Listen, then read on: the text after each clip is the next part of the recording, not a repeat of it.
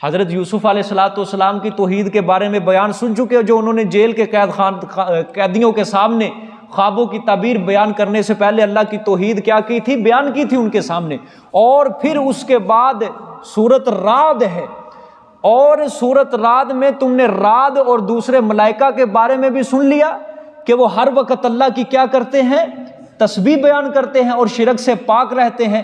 اب حضرت ابراہیم کا بھی حال دیکھ لو، اب حضرت ابراہیم کا بھی حال دیکھ لو کہ وہ اپنے اہل و عیال کو اللہ کے حکم کے مطابق ایک بے آب و گیا جنگل کے اندر اپنی بیوی کو، اپنے بیٹے کو چھوڑ کے آگے، اور واپسی جاتے ہوئے انہوں نے اللہ کی توحید کو بیان کیا تھا۔ نہیں سمجھ آئی؟ اب حضرت ابراہیم کا بھی کیا دیکھ لو، حال دیکھ لو کہ جنہوں نے اپنے اہل و عیال کو، اپنے بیوی بچوں کو اللہ کا حکم پا کر ایک بیابان وادی کے اندر چھوڑ دیا، اور واپسی جاتے ہوئے اللہ تعالیٰ کی توحید کو بیان کیا تھا۔ انہوں نے بیان کیا تھا یا اللہ تیرے سوا عالم الغیب کوئی نہیں ہے، انہوں نے بیان کیا تھا یا اللہ تیرے سوا کارساز کوئی نہیں ہے۔ حضرت ابراہیم علیہ السلام کا اس صورت میں واقعہ آئے گا، بڑا زبردست واقعہ آئے گا کہ اللہ نے حکم دیا تھا اپنے بیٹے اسماعیل کو اس کو چھوڑ کے آ، اس کی ماں کو بھی ایک بے آب و گیا وادی کے اندر چھوڑ کے آ، میرے حکم۔ ٹھیک ہے، حضرت ابراہیم علیہ السلام نے اللہ تعالیٰ کی توحید بیان کی، یا اللہ تیرے سوا عالم الغیب کوئی نہیں، ربنا انک تعلم ما نخفی وما نعلن، کہ اے ہمارے رب بے شک تو ہی جانتا ہے جو کچھ ہم چھپاتے ہیں اور جو کچھ ہم ظاہر کرتے ہیں، اعلانیہ کرتے ہیں، کہ تیرے سوا عالم الغیب کوئی نہیں، کارساز کوئی نہیں۔ حضرت ابراہیم کی دعا آئے گی، الحمدللہ الذی وہب لی علی الکبر اسماعیل و اسحاق، ساری تعریفیں اسی اللہ کے لیے ہیں جس نے مجھے بڑھاپے میں اسماعیل اور اسحاق جیسے بیٹے عطا کیے۔ یعنی اللہ مختار ہے، کارساز ہے کہ بڑھاپے کے اندر اولاد دینے کے اوپر قادر ہے۔ یہ اللہ فرمائیں گے کہ ابراہیم کا بھی حال دیکھو کہ میرا حکم پا کر اہل و عیال کو چھوڑا کہاں، بے آب و گیا جنگل کے اندر، اور پھر میری توحید کے چرچے کر رہا ہے، میری توحید کو بیان کر رہا ہے۔ ٹھیک ہے، یہ ہو گیا اس کا اسمی ربط۔ مانوی ربط، گزشتہ صورتوں میں اللہ نے مسئلہ توحید کو دلائل عقلیہ سے، دلائل نقلیہ سے ثابت کیا۔ سورۃ رعد کے اندر جو اللہ نے دلائل بیان کیے تھے نا، یہ عجیب طریقے کے دلائل تھے، یہ دلائل بطور تنبیہ بیان کیے تھے اللہ نے۔ یہ دلائل کیسے تھے؟ بطور تنبیہ کے بیان کیے تھے۔ اللہ نے فرمایا اب سورۃ رعد کے اندر مزید مسئلہ واضح ہو چکا ہے، جو میں نے دلائل بیان کیے بطور تنبیہ، اس کے اندر اب کوئی شک و شبہ کی گنجائش نہیں رہی ہے۔ ٹھیک ہے، لیکن یہ معاندین، یہ مشرکین پھر نہیں مانیں گے۔ اللہ فرمائیں گے اب سورۃ ابراہیم میں دلائل توحید کے بعد وقائع بیان کرو۔ وقائع کہتے ہیں دنیاوی اور اخروی طبائع بیان کرو، کہ وقائع کا مطلب یہ ہے کہ تخفیفات بیان کرو، تخفیفات دنیاوی، تخفیفات اخروی اور انعامات بیان کرو، کیونکہ بعض طبیعتیں ہوتی ہیں جو خوشخبریاں سن کر مان لیتی ہیں، اور بعض طبیعت ایسی ہوتی ہیں جو خوف اور ڈر سن کر مان لیتی ہیں۔ یہ سورۃ ابراہیم کا انداز عجیب آئے گا۔ اس کے اندر وقائع، واو قاف موٹا الف حمزہ عین، یہ ایک نئی اصطلاح ہے یہاں پہ میں بیان کر رہا ہوں۔ وقائع، اللہ فرمائیں گے دلائل کے بعد اب ان کو وقائع سناؤ، دنیاوی اخروی۔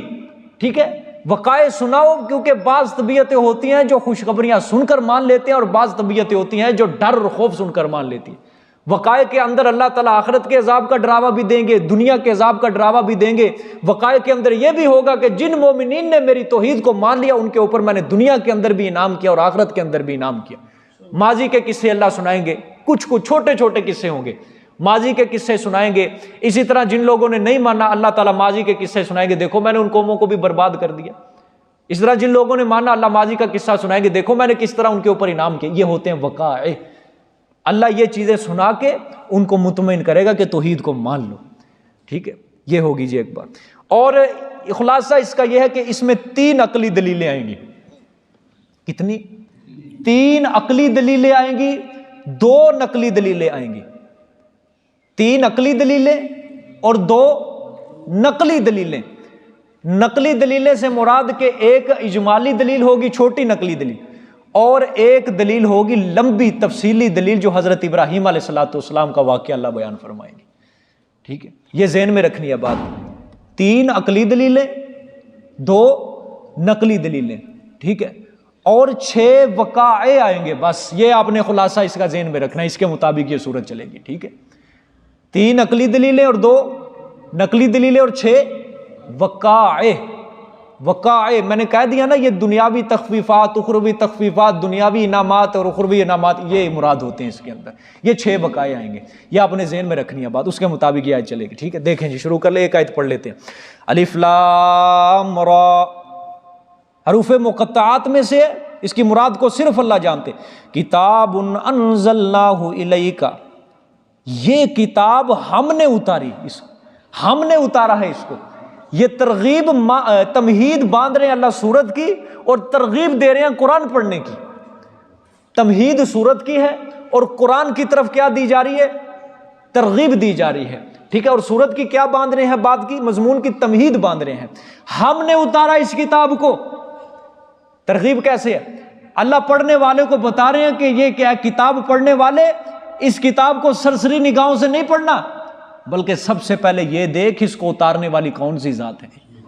ایک اچھا الیہ کا، طرف آپ کے، اے پڑھنے والے، جب تو نے پتہ کر لیا کہ اس کتاب کو اتارنے والا اللہ ہے، اب یہ بھی دیکھ کہ اتاری کس ہستی کے اوپر جا رہی ہے، محمد صلی اللہ علیہ وآلہ وسلم کے اوپر اتاری۔ ترغیب ہے نا، ترغیب ہے، ٹھیک ہے؟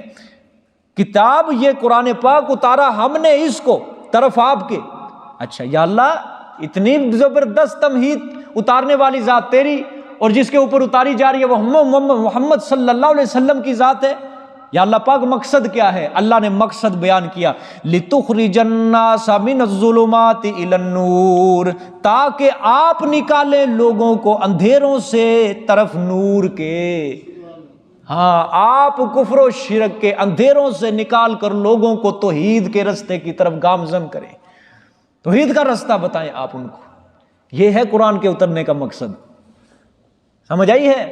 قرآن مردے بخشوانے کے لیے نہیں اللہ نے اتارا، کیا خیال ہے جی؟ یا کچہریوں کے اوپر اندر سروں پہ اٹھانے کے لیے نہیں اللہ نے اتارا یہ، یا مکان کا افتتاح کر لو، گھر کا افتتاح کر لو، اس کے اوپر بس پڑھا لو، یہ اس کے لیے نہیں اتارا۔ مقصد اللہ نے یہاں پہ بیان کیا سورۃ ابراہیم میں، ہم نے یہ قرآن اس لیے اتارا ہے تاکہ آپ لوگوں کو اندھیروں سے نکال کر، کفر و شرک کے اندھیروں سے نکال کر، گناہوں کی وادیوں سے نکال کر آپ نور کی طرف ان کو لے کر جائیں، توحید کا رستہ ان کو دکھائیں۔ بِإِذْنِ رَبِّهِمْ، ساتھ اجازت حکم اپنے رب کے طرف، راستے اس کے العزیز الحمید جو خوبیوں والا ہے اور تعریفوں والا ہے، یعنی اس رب کے راستے کی طرف آپ کو لے کر جائیں جو رب خوبیوں والا ہے، زبردست ہے، الحمید جو خوبیوں والا ہے، تعریفوں والا ہے۔ جزاک اللہ جی، صدق اللہ۔ یہ قرآن پاک بند کر دیں، پھٹیاں ادھر ہی رہنے دیں، ابھی فی الحال نہ اٹھائیں کوئی بھی، اپنی اپنی جگہ پہ ذرا بیٹھ جائیں۔